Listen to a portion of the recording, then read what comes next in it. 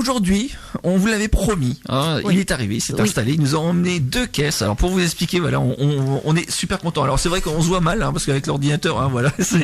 Et il s'appelle Jean-François, il est installé à côté de toi et il est, c'est un collectionneur. Il est passionné, ce monsieur, parce que depuis qu'il est arrivé, il nous a fait voir tout. Et c'est juste génial parce qu'on a envie de connaître les collections. J'ai même découvert qu'il y avait certaines collections, je savais même pas que ça pouvait exister. Donc du coup, voilà, Jean-François est passionné, il est collectionneur, il a peut-être la collectionnite, il va nous raconter parce que depuis sa jeunesse, il collectionne des choses et chaque objet a une valeur pour lui. J'ai l'impression. Alors, je vais me le faire un peu parce que je te vois pas. On va se tutoyer, mais bon. Jean-François est venu avec une malle au trésor, carrément. Oui, voilà, il est arrivé, mais alors avec plein de choses. Mais avec les yeux qui brillent à chaque fois, chaque objet, ça lui rappelle un souvenir, ça lui rappelle une époque, ça lui rappelle un lieu, ça lui rappelle plein de choses. Donc du coup, c'est vraiment génial de te recevoir ce soir ici. Oui, bonjour. Et donc du coup, voilà, Jean-François, voilà, tu peux te rapprocher un petit peu. Alors Jean-François Etienne, qui est collectionneur et passionné. Et Jean-François, tu peux nous dire quel est ton parcours, comment ça t'a pris l'idée de collectionner des objets? J'ai 67 ans, comme le prénom l'indique, et donc il y a plusieurs dizaines d'années que j'ai commencé à collectionner diverses choses qui m'ont intéressé au fil des décennies. Et la première collection que j'ai faite, c'était une collection de fossiles.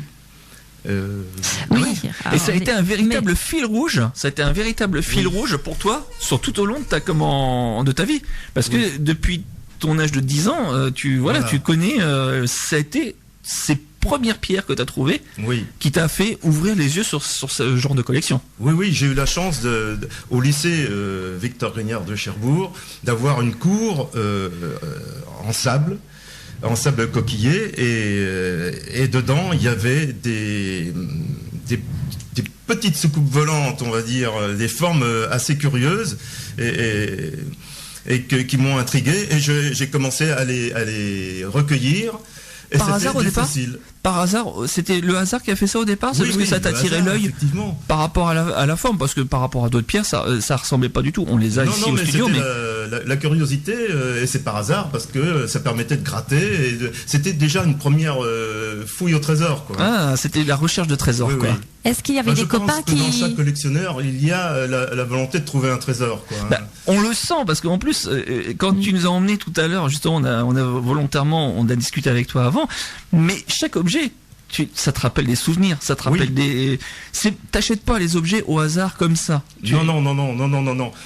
Chaque collection est à la base un repère et pour des souvenirs, des émotions. Construisent, quoi, des émotions, effectivement. Oui. Alors, t'as commencé, on va juste faire ton parcours parce que voilà, on est à la radio, donc du coup, t'as commencé par ces premières pierres, hein, et de fil en aiguille, tu arrives sur des collections qui sont complètement différentes, puisque là, il y a encore, tu nous faisais voir tout à l'heure, par exemple, les porte-clés. Je vous invite tout à l'heure, Bridget va passer la photo. Il y a un porte-clés de Radio Flamme il y a 30 ans. Oui, exactement. Le hasard fait bien les choses, hein. Et en plus, tu vois, voilà. On ne sait même pas si le président possède ce type de porte-clés. Et là, grâce à Jean-François, on a pu voir un objet collector qui a de la valeur et qui est ancien. C'est assez incroyable. Alors, au fur et à mesure, est-ce que un objet te fait déclencher une collection, ou est-ce que c'est parce que tu repères au fur et à mesure? Alors, ta caverne d'Ali Baba, tu nous disais tout à l'heure pour la préparation, ce sont les vides-greniers. C'est là où tu vois les choses. Oui. Est-ce que quand tu vois un objet, tu te dis, ça là, je vais la commencer en collection, ou alors c'est autre chose qui te fait déclencher cette envie de collectionner? Eh bien, ça peut quelquefois être l'attrait de l'objet, comme par exemple la collection de jeux de cette famille. C'est parce que quand on va dans les vides-greniers, non seulement on cherche un objet qui rentre dans une de nos collections, mais en même temps, on est quand même attiré par l'aspect esthétique ou curieux des objets anciens ou même récents, après tout, pourquoi pas.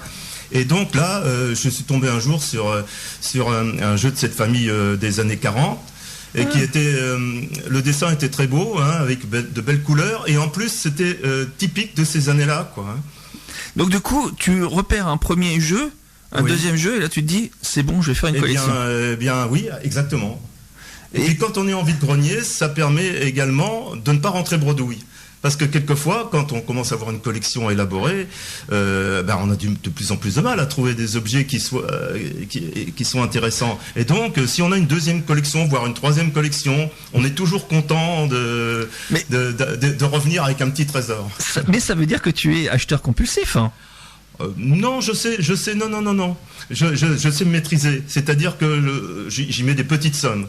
Et puis, je n'ai pas la folie de collectionner tout ce qui rentre dans un domaine. Je ne collectionne que ce qui a un aspect curieux ou esthétique. Et combien tu as en cours de collection en cours actuellement ? Eh bien, à peu près. Une petite dizaine, on va dire, hein, parce que entre les porte-clés, les jeux de cette famille, les fossiles que j'ai toujours collectionnés depuis mon âge de 10 ans, on va dire, hein, et j'ai fait une extension sur les collections de fossiles par la collection des dinosaures joués, hein, que tu nous faisais voir juste avant qu'on prenne l'antenne. Hein. Oui, Lionel, toi qui fais des courses de dinosaures. Des courses de dinosaures. Là, ici, on a une collection, là. Une course de dinosaures. Va falloir que je te fasse voir tout à l'heure après l'antenne. Je vais te faire voir la petite vidéo qui nous a fait rire tout à l'heure. On n'a qu'une envie, c'est de la voir ici sur Cherbourg, cette course-là. Mais comme et le hasard, tu viens avec des dinosaures. Et on va te le faire voir tout à l'heure. Tu vas voir, tu vas rigoler comme tout. Mais donc du coup, tu collectionnes aussi, comme tu as fait partie aussi de un premier fossile, tout petit, quelques millimètres de diamètre, et t'en as collectionné des beaucoup plus gros. Mais oui, parce que forcément, grâce à un professeur de sciences qui était passionnant, hein, il m'a fait aimer donc les sciences naturelles et les fossiles, et il a lui-même créé un club à l'école, hein, au lycée, où il faisait des sorties sur le terrain. Et donc j'ai pu y aller et donc continuer à collectionner.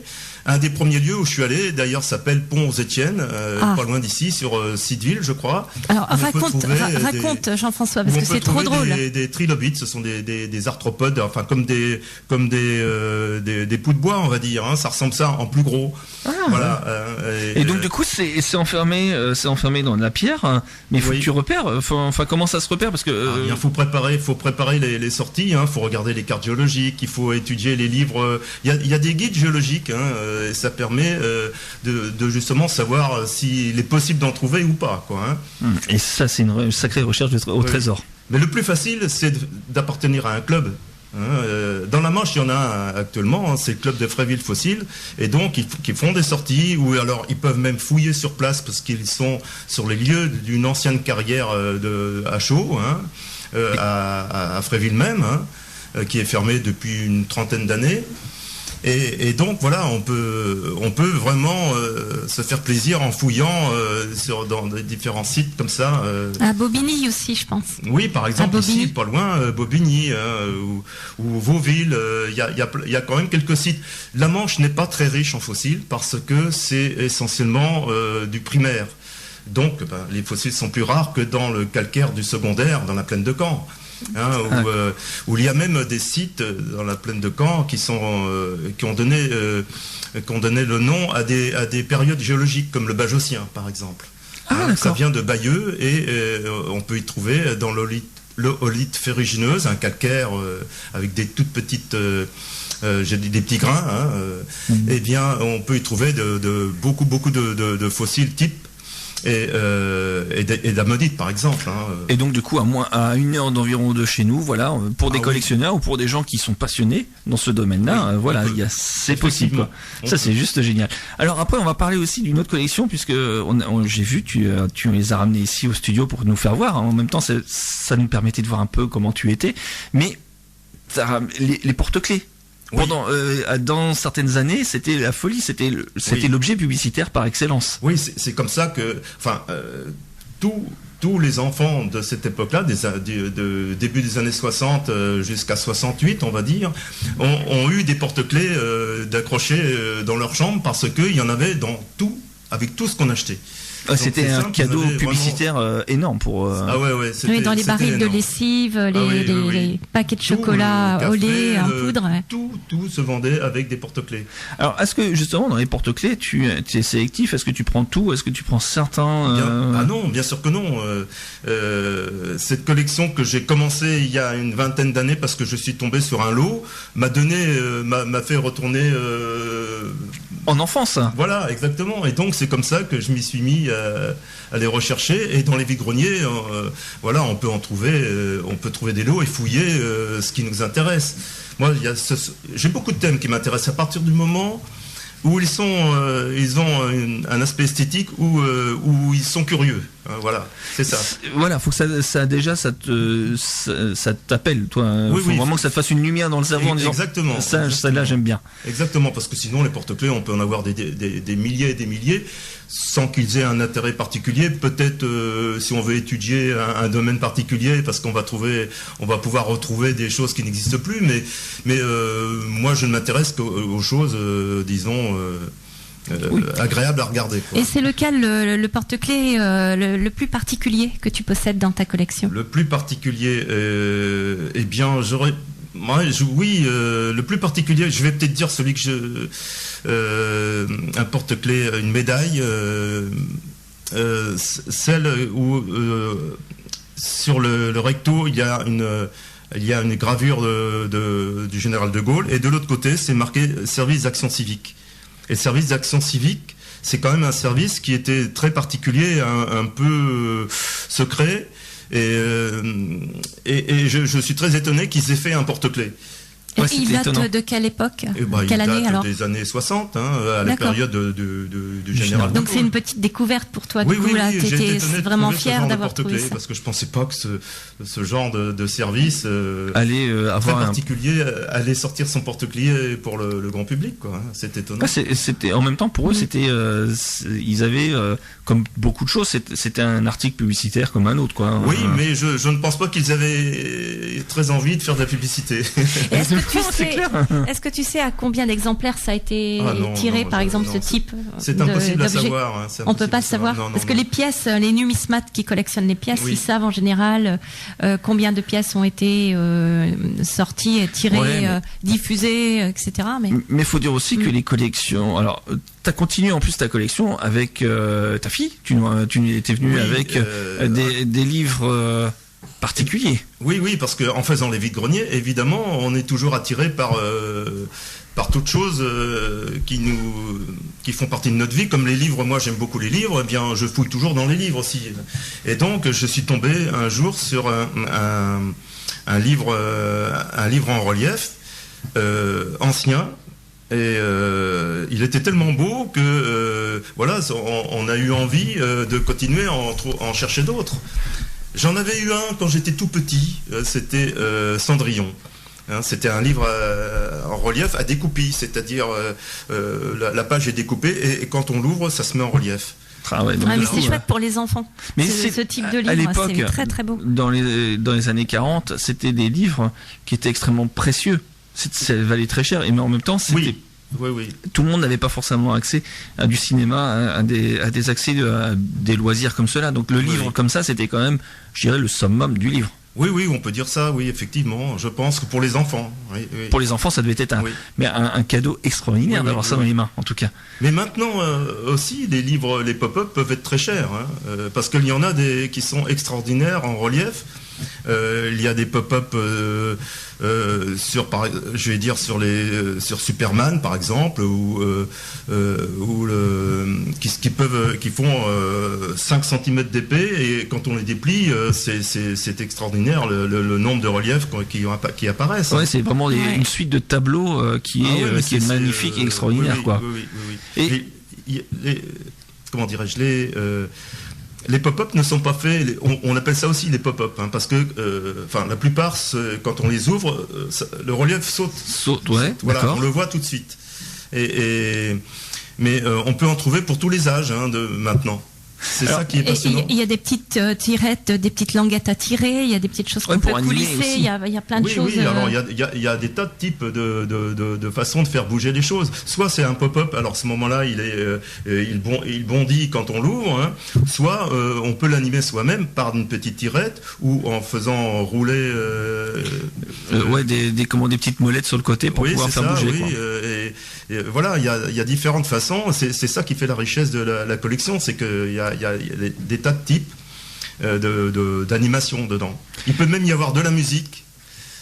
Ça peut être juste génial. Aussi, ou des cris, quand on ouvre certains, on entend le cri de l'animal, par exemple. Vous voyez, maintenant, il y a une richesse, vraiment, il n'y a plus de limite. Il y a des cartes postales aussi qui sont comme ça, qui s'ouvrent et qui ont un relief aussi, une musique.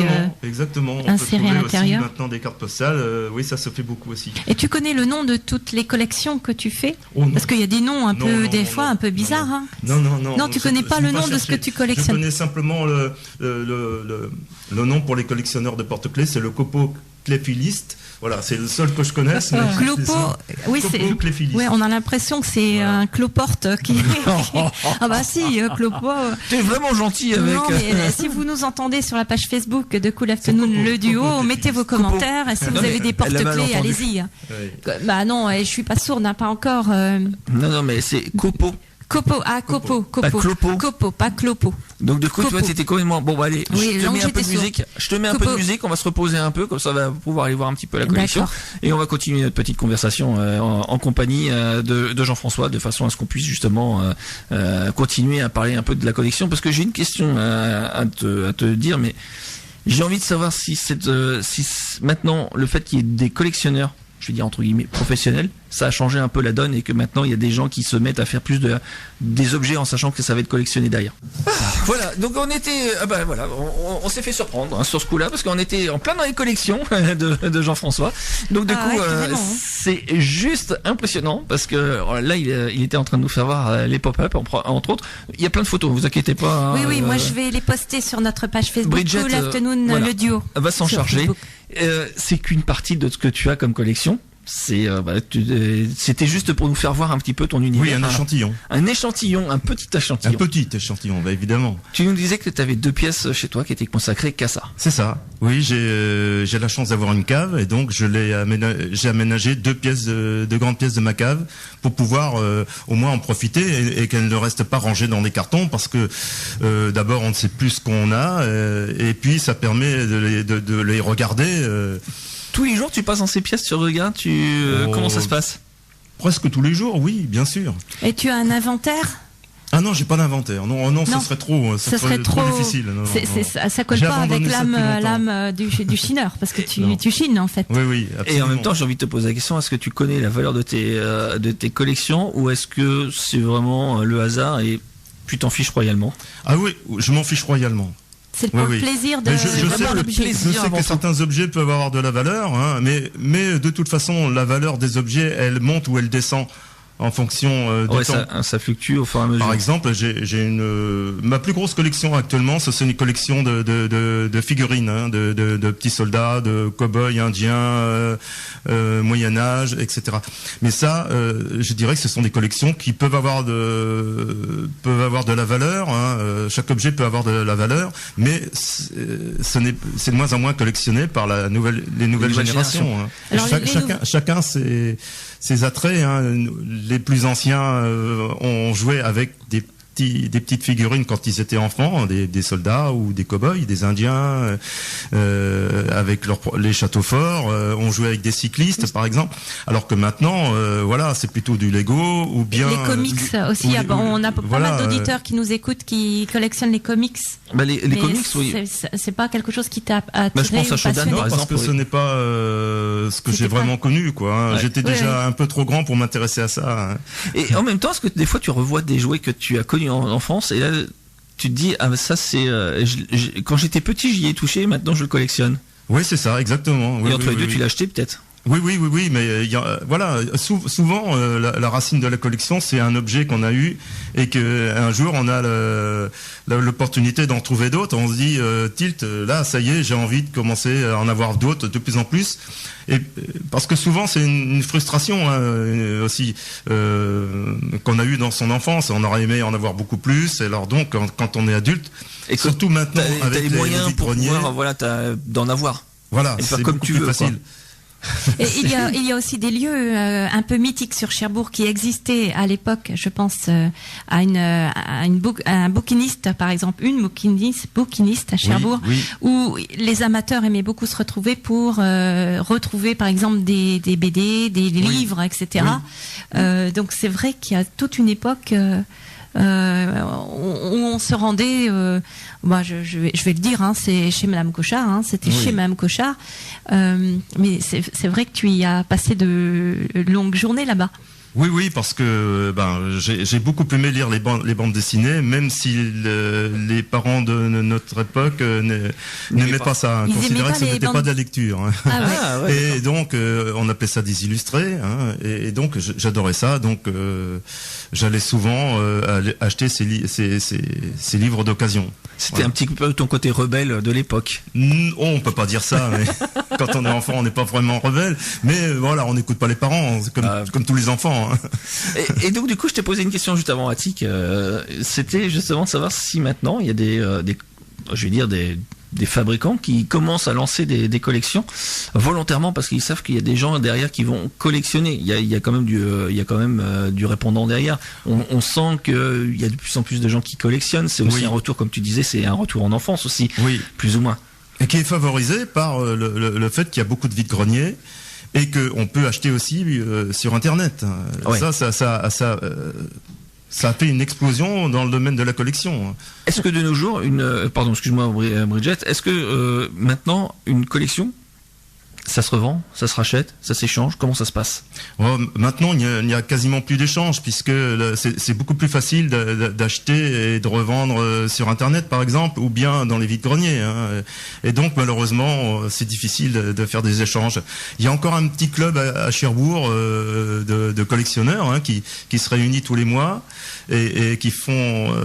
Les collectionneurs font des échanges, mais en réalité, ça a diminué au fil des années parce que justement, dans la plupart des domaines, les gens revendent ou ils préfèrent d'une façon ou d'une autre. D'un côté pécunier aussi, récupérer un peu de sous, éventuellement acheter une autre collection plus tard. Puis les gens aiment faire les vides-greniers, donc c'est toujours un petit quelque chose en plus à vendre. Alors le vide-grenier, on va en entendre parler à chaque fois parce que c'est vrai que c'est vraiment l'endroit idéal pour chercher ou commencer une première collection, ou éventuellement repartir avec, c'est de se débarrasser d'une partie de la collection. C'est exactement ça, oui. C'est vraiment un endroit où on peut flâner et puis se laisser aller à découvrir de nouvelles choses et éventuellement de nouvelles collections d'ailleurs. Mais est-ce que tu y vas très très tôt pour trouver les meilleures pièces? Comment tu procèdes? Tu as une tactique pour... oui, comme tous ceux qui sont... tu es le premier sur les lieux. Il faut arriver le premier sur le matin avec la lampe. Comme les professionnels en fait. On est des professionnels de la collection, comme les professionnels de la vente ou les semi-professionnels de la vente. Et tu as l'œil pour repérer. Je pense que oui, il doit avoir l'œil. Il y a des personnes qui reviennent régulièrement dans les mêmes vides-greniers et qui vendent les mêmes choses. Mais il y a des professionnels qui savent qu'il y aura des collectionneurs, donc qui peuvent rechercher l'objet de la collection. Oui, en même temps, vous êtes vraiment sur des trucs spécialisés. Tu vas pas attaquer une collection de nos jours. On parlait tout à l'heure des fers à repasser. Pourquoi maintenant on collectionne pas les fers à repasser neufs récents? Parce que ça perd forcément l'intérêt. On se demande bien pourquoi, finalement. C'est toi qui as posé la question tout à l'heure. Donc je rebondis justement, je demande à Jean-François qui est spécialiste. C'est-à-dire qu'il faut savoir anticiper sur un futur lointain. Effectivement, l'idéal c'est de faire ça, de collectionner l'objet qui sort. Ce moment. Tu sais par exemple les cartes à puce, il y a des gens qui collectionnent les cartes à puce, alors que a priori c'est pas spécialement beau vidéo où ça a été un grand engouement dans les années 90, quoi, parce que ça sortait beaucoup, quoi. Oui. Mais ça s'est effondré totalement, je pense. Et par exemple, c'est un peu comme les pins, c'est une collection qui ne se fait plus. Hein. Peut-être qu'un jour ça reviendra par nostalgie. Hein. Et la philatélie, est-ce que ça marche encore? Les gens qui collectionnent les timbres, est-ce que c'est encore d'actualité à ton avis? Oui, il y en a encore, mais je pense qu'il y en a de moins en moins. Hein. Parce que c'était très. Mais moi, j'allais dire justement le contraire. J'allais dire justement le contraire. J'ai l'impression que ça existe. Il y a encore un magasin sur Cherbourg de ça. On a l'impression que c'est quand même les seuls collectionneurs qui ont pignon sur rue. Oui, mais parce que ça s'adresse encore à une catégorie qui est âgée, mais qui a le potentiel financier pour acheter. Je pense que c'est ça, parce que je ne pense pas que dans les nouvelles générations, il y a un attrait pour ce genre de collection. Il y en a tellement d'autres qui sont plus, je dirais, attrayantes. Hein, ouais. Maintenant, que le timbre qui faisait rêver à une époque, parce que c'est vrai qu'on pouvait trouver des timbres sur tous les sujets, sur voyager le monde entier. Ça permettait de voyager, mais maintenant, je ne suis pas sûr que si. Avec Internet, on voyage tellement facilement qu'on perd l'attrait de ça. Je pense pas que ce soit la même chose. Bah, votre comme chemin commun, c'est bien ça. C'est vraiment votre passion avant tout. C'est votre enfance, se rappeler un petit peu des bons souvenirs à un moment donné ou des choses qu'on n'a pas pu avoir. Alors bon, le philatéliste il y a quelques années, c'était ce voyage qu'il pouvait peut-être pas faire. Il trouvait un timbre qui partait de l'autre bout du monde, qu'il n'aurait jamais pu voir autrement qu'en timbre. Oui, je pense, mais il y a peut-être d'autres raisons aussi. Hein. Mais t'aurais voulu vivre en même temps que les dinosaures, parce que tu adores les dinosaures, j'ai envie de te dire, mais c'est parce que t'aurais voulu vivre à l'époque des dinosaures, rencontrer les dinosaures. Non, je ne pense pas. Non, mais quand même. Je pense qu'on vit la meilleure époque possible. Pour les voir, mais en os. Bon, il y en a quand même beaucoup qui collectionnent les dinosaures, les figurines représentant les dinosaures. Donc il y a quand même derrière. Faut dire qu'il y a c'est l'intérêt pour l'histoire peut-être. Oui, pour l'histoire et puis pour les formes qui sont très étranges. Hein, certaines, c'est ça aussi, c'est que on explore des domaines qui sont extravagants, on va dire. Oui, parce que l'animal comme ça, c'est un animal que je ne connais pas. Alors, d'un sens heureusement, parce que si on avait nos chiens qui ressemblaient à un tyrannosaure, on serait peut-être un petit peu embêtés quand même. Surtout quand on sortirait la gamelle. Mais bon, c'est vrai que c'est des animaux qui font rêver, quoi. C'est quelque chose qu'on connaissait pas, qu'on n'imagine pas. Et là, d'un seul coup, dans les mains, on les a, quoi. Et à chaque fois que t'as sorti tout à l'heure un objet, je le répète, mais c'est vrai, chaque fois que t'as sorti un objet, chaque fois t'as la lumière dans les yeux parce que ça te rappelle des souvenirs, tu sais exactement comment c'est. Voilà, t'es arrivé à l'émission avec rempli d'émotions. Oui, exactement, c'est certain. Oui, parce que chaque objet me rappelle pas seulement le passé, parce qu'en fait, mais aussi m'intéresse éventuellement toujours pour un aspect esthétique aussi. Hein. Et ce qui est bien, mais c'est souvent le passé quand même. Faut le dire. Et ce qui est bien aussi, c'est que quand on fait des collections, il y a l'aspect trouver, donc recherche. Éventuellement en plein air, parce que les vides-greniers c'est en plein air, et les fossiles c'est en plein air. Oui. Sur les fossiles, peux-tu expliquer comment ça se passe pour trouver des fossiles? Parce que je me rappelle quand même de péripéties où on t'a accompagné je t'ai accompagné pour trouver des fossiles. C'était carrément étrange, c'était quand même incroyable. C'est-à-dire que pour pouvoir faire des recherches de fossiles, il faut déjà se documenter. Donc il y a une première recherche, c'est dans les livres. Parce que les fossiles, on ne trouve pas partout. Hein. C'est dans la Manche, il y a que quelques endroits. Et c'est pas évident parce que c'est l'ère primaire la plus ancienne, donc quasiment la plus ancienne. Donc il n'y a pas beaucoup de fossiles. Donc du coup, la personne qui va creuser dans son jardin risque pas de tomber sur un tibia d'un T-Rex comme ça par hasard. Non, mais après c'est Indiana Jones quand même. Hein. Après, il faut s'habiller en conséquence. Faut venir équiper les outils. Il faut venir avec des outils. Ensuite, on va sur le terrain. Alors quelquefois, il vaut mieux avoir noté plusieurs endroits parce que on a noté sur un vieux livre qu'il y avait eu une carrière à tel endroit et on arrive, il n'y a plus rien parce qu'elle est rebouchée ou elle est envahie de ronces. Donc du coup, inaccessible. Donc on en fait un deuxième. Alors, quelquefois, on est bredouille. On rentre le soir, on n'a rien trouvé du tout. Et on a creusé. Et on a creusé quand même pour essayer de déblayer des choses. Et puis quelquefois, on sait que la carrière, il y a encore un pan accessible et donc là on peut fouiller et là on rentre, on est quand même bien fatigué parce qu'il faut taper souvent faut casser la pierre pour des fois ouvrir la pierre.